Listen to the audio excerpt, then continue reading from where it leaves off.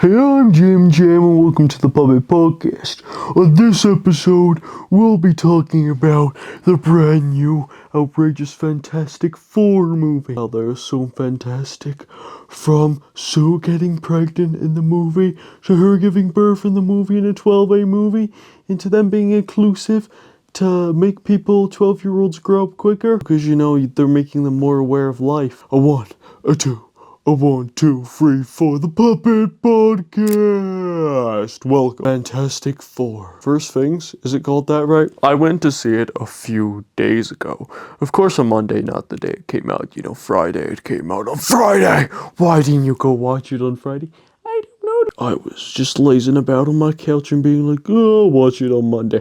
Can't believe you could have made a review sooner. Reeve has to be the most personing character. What I liked, first I'm going to say what I liked about all the characters, then I'm going to go about what I liked about the set design and everything, and then I'm going to go what I like about the entire plot.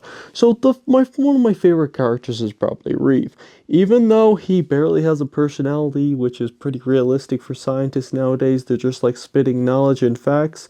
I liked how the speed of it. Like when they actually, superhero movies are so bad because when they actually get inspired by comics, oh my god, my friend's gonna lend me the comic soon. Instead of just doing it on a whim, I feel like if they go off don't base it off a comic nowadays, it will just flop. Because we've seen it with Superman, we've seen it in Fantastic Four, but hopefully they hold up in a few years. And then Henry Cavill and David Cornsweet are at an absolute... But I'm not sure if it's my favorite Reeve, but sure, he doesn't have the personality elements. He kind of reminds me of Sheldon from Big Bang Theory, but actually it is a normal human instead of just being, a robot who, just wants his spot on the couch. But Reeve is a cool guy. He does science and he helps out. He made the teleportation device. Shh, spoilers ahead, okay? And he's genuinely a cool guy. I like how he's so compassionate towards Sue and the baby. He's very chill as well and feels genuine, not overbearing. Like in a lot of movies, even though it's like usually in YouTube, they overbear the expressions like, hello! And shout and all. He was really chill and, content and genuine throughout the whole film, which I really liked. I also liked how Sue, they were such good actors because they had a realistic element when they were zooming around the Milky Way trying to get the Silver Surfer woman smash. Well, Johnny had the right idea because, if a baddie's on the plate, you gotta grasp her with your one hand. Anyway, I'm not gonna give too many spoilers, but, just the baddie. And I liked, even though it was like set in the 1960s, I did like how it had a modern lifestyle, Back to the Future ring to it.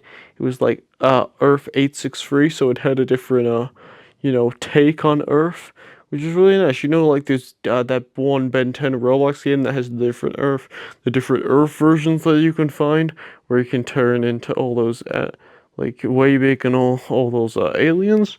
Kind of like that, but for Earths. So there's tons of different Earths.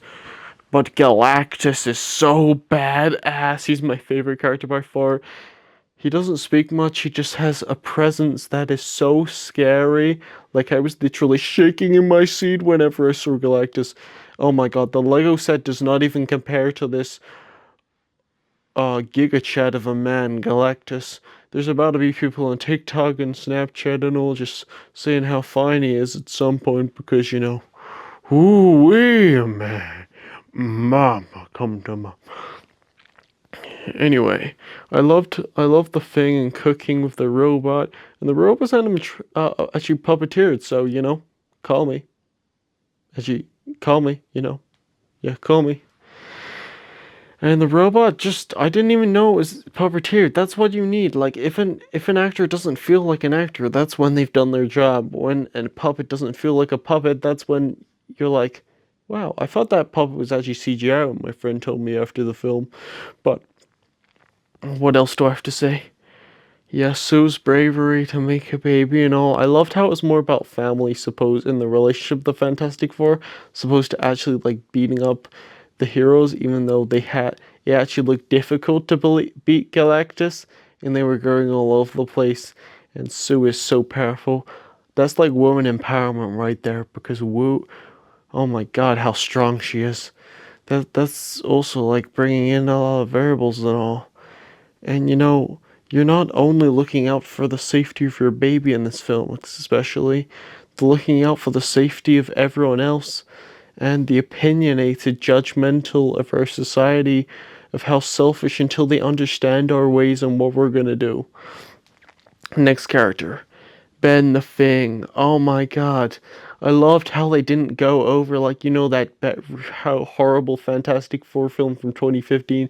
They didn't glaze over the fact that Ben was like depressed and all that he's a rock and all because I feel like Ben actually looks better as the Thing. He's like got a cool beard and he's got a cool rocky surface and he's actually so swole, man.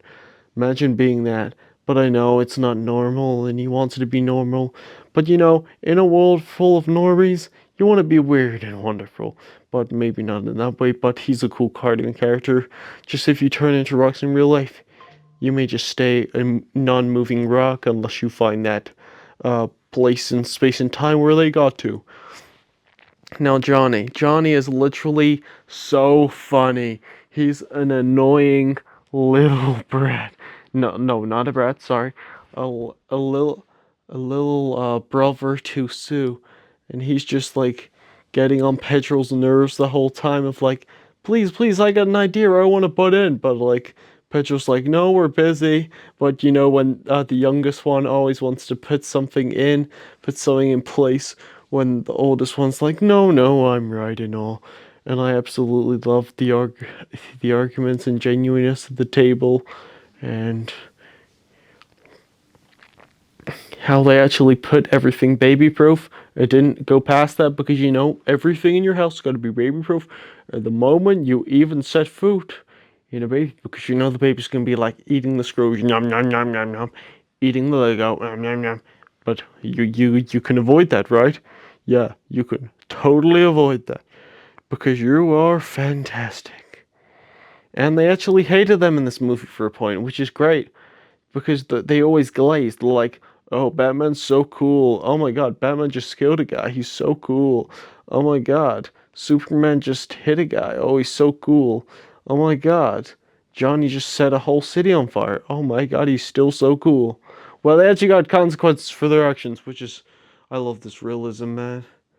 And I feel like they're slowly adapting blood into these films just to make people more aware. And it's ketchup, peeps. They're just spraying ketchup, but we don't know that. It could be actual blood. You know, how do we know behind the film sets what they are doing and what they aren't? Now, have I summarized all of the characters? I think I have. The one with the vision glasses gets a bit annoying at points, but I absolutely love the film and the family relationship. In my opinion, people are always gonna have their opinions, like, oh, we wanted more of like action and all. But seriously, you need to get to know the people, and it's kind of refresher Fantastic Four.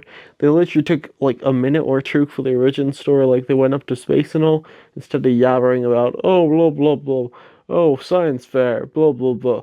Oh, we're going up into space, blah blah blah. We're in a hospital. Oh man, that gets on my tippy toes. See ya.